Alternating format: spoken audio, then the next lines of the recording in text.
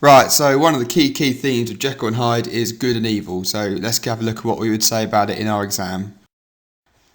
So just like normal, I'm going to go through all the elements of the mark scheme throughout my analysis. I'm going to make 4 key points in response to the question on good and evil, and I've colour-coded my analysis so you can see where it fits in with the mark scheme.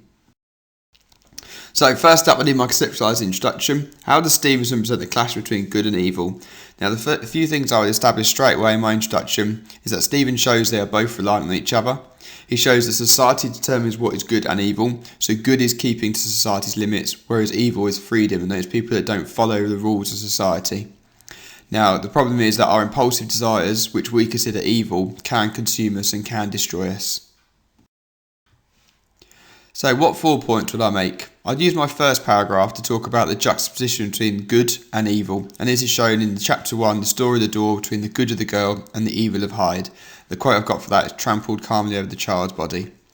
I'll then look at what society's definition of good is, and how what we define as good is now weak, vulnerable and outdated, and I'd look at the murder of Carew for this and the quote old world kindness.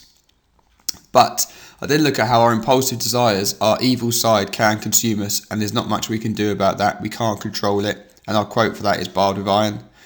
And then I'd end my essay by looking at the demonstration of Hyde attacking the core of what makes society good. So his evilness, everything that he embodied, is attacking what is good about our society, and the quote I've got for this is startling blasphemies. So paragraph 1, I've got trampled calmly over the child's body. So Hyde here lacks the empathy and tolerance, and so he is considered evil. The calmness in which he is trampling over a little girl shows how he feels no remorse in his violence. He's quite used to it and he's comfortable with being evil. He has no agenda against this girl, she's just an innocent little girl, so he's just impulsively cruel and evil. Now this juxtaposition here between Hyde's ugly power and the girl's weak vulnerability shows straight away this juxtaposition between the two key themes. Her innocence symbolises the good in society, but it is vulnerable against the evil hatred of mankind. I'd look at the verb trampled. Now the trample connotates to disrespect and intolerance, showing the intolerance he has for the vulnerability of society as symbolised by this little girl. But it also connotes the ease that violence comes to him, so this evil is natural and instinctive within us. Now I'd look at the noun child. So a child is meek and vulnerable, which is symbolised in society. However, it's been depersonalised. This little girl has not even been called a girl, let alone given her name. So this depersonalisation of her shows the evil of our society. It makes us all the same and kills our uniqueness. So actually, what we're defining as good and what we're defining as evil is not quite as clear a line as that. Then I go on to the murder of Carew, and I'd look at his description as old world kindness. So what society defines as good is now weak, vulnerable and outdated. Carew is described in terms that we would associate with good. He's old, so he's traditional and dignified. He's also kind, which means he's doing the right thing by other people. Now this juxtaposes the evil of Hyde, who is a new creation because he's been created in the laboratory, and every thought centres on self, so he is innately selfish and self-centred.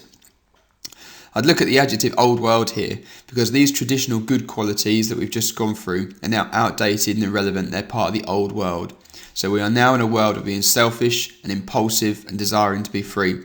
So good is now freeing yourself from the shackles of society, according to Stevenson. Now an MP makes the rules and limits of society, and as an elected official he's the embodiment of all that is good in our society. So therefore Hyde's attacking Carew is an attack on all of society. It's reflecting how evil is beating us all. Now, I'd also make the point in this paragraph, looking at Hyde's portrayal of this attack in ape-like fury, showing his Darwinistic portrayal, which shows that the evil that defines Hyde is actually an evil that resides in us all. We just decide to control our evil. Paragraph 3, I'd now look at Jekyll sitting in his laboratory and he is barbed with iron on the windows. So our impulsive desires, our evil, can consume us, and Jekyll's lab symbolises this. Jekyll had embraced Hyde's evil, but now he's slipping into an addiction and Hyde is taking control, so Jekyll now feels he can't escape and his evil side is destroying his good side. And this is reflected through the imagery. The imagery here sounds like a prison, which reflects how Jekyll is a prisoner of his evil impulses. There is no escape from our instinctive evil. I then look at how Jekyll ended up in a prison-like state, showing the inevitability and the outcomes of our evil in our society. Jekyll thought he could use it a little bit. He tried to then lock it away, he tried to limit it and control it, but he couldn't. So society is then trying to lock away this evil, put him in this prison, but this evil is always there, it will always remain, and there's nothing we can do about that no matter what we try and do. And then I'd look again here at the juxtaposition between the good of Jekyll, and we can't say he's good now because he's remorseful, he feels bad, he's trying now to limit Hyde, he's recognised what he's doing is wrong, with the symbolism of Hyde all around in Hyde's lab. So Jekyll is very much a very small, tiny little cog of Hyde's world, if you consider the image as a whole. I then look at my last paragraph here, startling blasphemies. Now this refers to when they find Hyde dead on the floor in Jekyll's laboratory, and they find a copy of a pious work, a copy of a religious text, and it's been graffitied all over by Hyde. Now this is a symbolic demonstration of Hyde's evil attacking the core of what makes society good. Hyde has vandalised a religious text. Religion is considered the ultimate good, and its guidance and teaching drives our society, so this juxtaposes with Hyde's selfish evil. Now for Hyde to attack this symbolises how his evil is attacking the very core of our humanity. Now I believe here Stevenson is questioning science.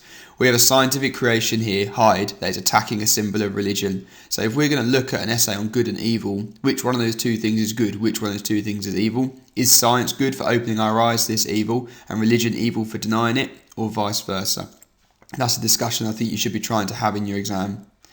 I then look at the adjective startling. Now startling connotes to being shocked and disturbed, the same way it's shocking and disturbing for us to have what we define as good challenged. What we define as good is basically outlined by the Bible, and that's being challenged here by Hyde. However, that is exactly what Stevenson is doing. Throughout his novel here, he challenges what we define as good. He challenges what we define as evil, for evil is actually within us all, and good, the line between good and evil is very, very blurred, as we've already established. So this constant juxtaposition all the way through my essay and all the way through the novel here between good and evil reflects how these two things are reliant on each other. We need the good to define what is evil in our society.